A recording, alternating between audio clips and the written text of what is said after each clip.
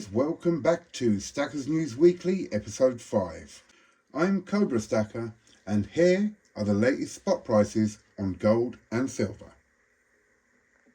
Last week gold was at £1,493.45.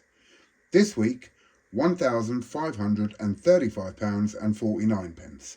A massive increase of £42.04. Silver was at £18.96 last week, and this week £19.57. Another big increase of 61 pence. And now the news. Recent market action suggests that gold may be violating the typical seasonal trend by rallying ahead of schedule. If seasonality had been the only factor in play for gold, we would have expected gold prices to languish for another couple of weeks. But seasonal trends join in a long list of factors for gold and other asset classes in being overwhelmed by the influences of the Federal Reserve monetary policies.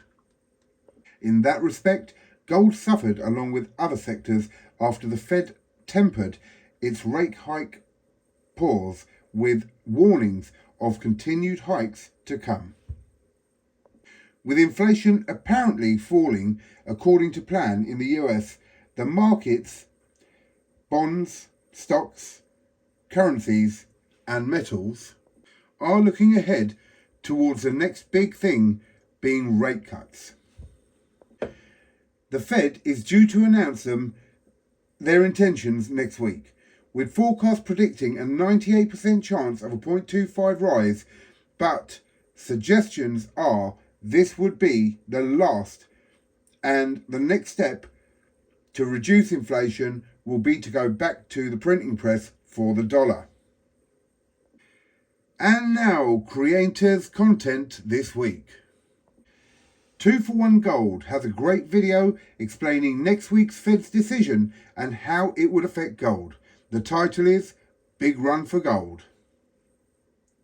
And Future Investments featuring the Stack Collector have a great Sunday life which really brings the stacking community together.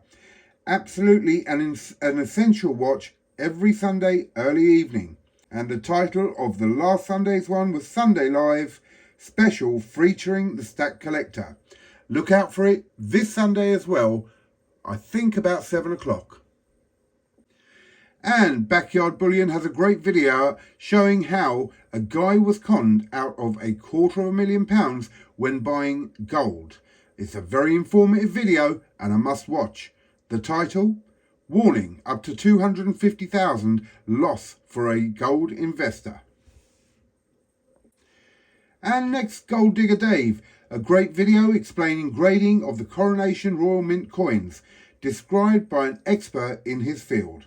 The title, Coronation Royal Mint Coins.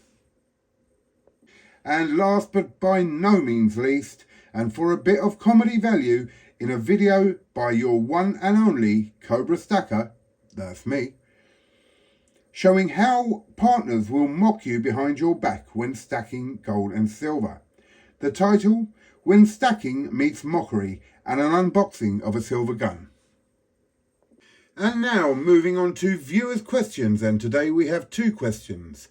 And the first question comes from KW, and it's a great question. He says, if a coin is of low mintage, how do they distribute these small amounts fairly to the bullion dealers and LCS globally for sale? For example, the 2023 Royal Mint 1-ounce Merlin proof finish has a low mintage of 2,510 struck. Yet I see this coin on various online bullion dealers. I personally tried to buy a low mintage silver, but when is it the right time to stack these? Well, KW, that is a great question. And basically the explanation comes something like this. When a coin has a low mintage, the distribution process varies depending on the mint or issuing authority. And here are some common methods used to distribute small amounts fairly to bullion dealers and local coin shops globally. Number 1 is allocation.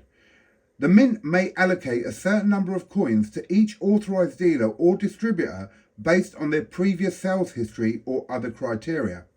This ensures a fair distribution amongst dealers, allowing them to offer the coins to collectors and investors. Number 2, pre-orders. In some cases, mints may offer pre-orders for low mintage coins. Collectors and dealers can place their orders in advance, and the mint will produce only the number of coins ordered. This helps ensure that the mint meets the demand while maintaining limited mintage. And number 3 is the secondary market. After the initial distribution, some collectors or dealers might decide to sell their coins on the secondary market, such as online bullion dealers or auction platforms. And this is why you may see low mintage coins available on various online platforms even after the initial release. And KW, as far as the right time to stack low mintage silver, it depends on your investment goals and market conditions.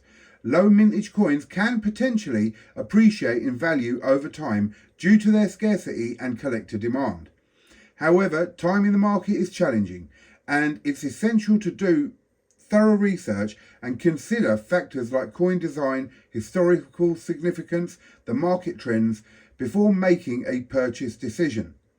Additionally, diversifying your precious metal portfolio with a mix of low mintage coins, bullion and other assets is often recommended for risk management. So KW, I hope that's answered your question, and I hope other viewers benefited from that answer as well.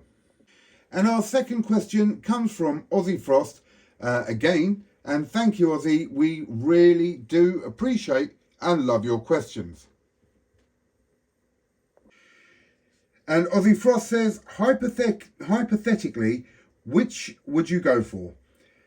10 half sovereigns, 5 full sovereigns, or 1 graded sovereign of a similar value?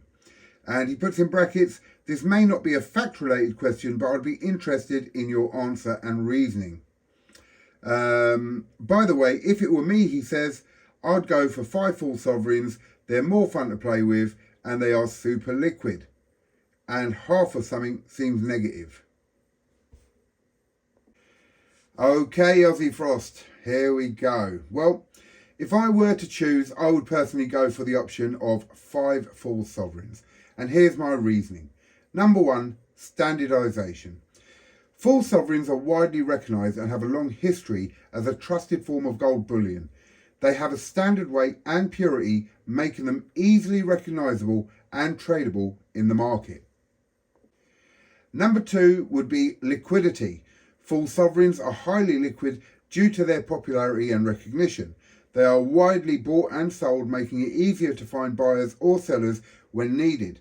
This can be of an advantage if you ever need to convert your investment into cash quickly. And number 3 would be the potential for numismatic value. Full sovereigns, especially older or rare versions, can have a numismatic value in addition to their gold content.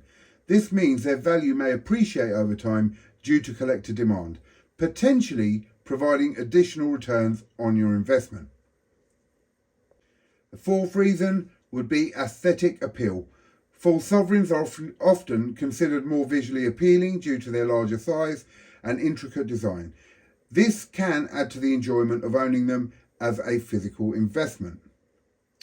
While 10 half sovereigns may offer greater diversification, the option of 5 full sovereigns provides a balance between diversification and the advantages of a widely recognised and liquid asset.